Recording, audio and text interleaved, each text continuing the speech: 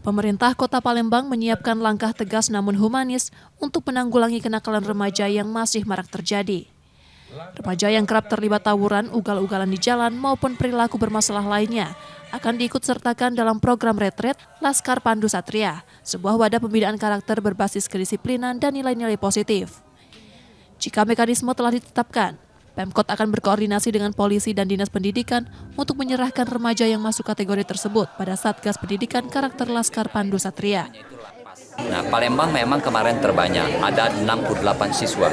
Maka dari itu kita pengen di saat ada warga masyarakat Palembang, anak-anak remaja, baik itu yang terlibat tawuran, yang terlibat kebut-kebutan di jalan dan hal-hal yang lain, ini akan segera mekanismenya kita minta Pak Kapolres dan kita kerjasama. Apabila sudah ada, terus kita minta dinas pendidikan, terus kita minta ada berita acaranya dengan para orang tua, langsung kita serahkan kepada pemerintah provinsi, dalam hal ini Satgas yang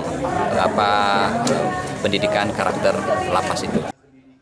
Sebagai komitmen awal, pada program retreat yang digelar pemerintah Provinsi Sumatera Selatan Juli ini, Kota Palembang mengirimkan 68 remaja untuk mengikuti pelatihan dan pembinaan dalam program tersebut.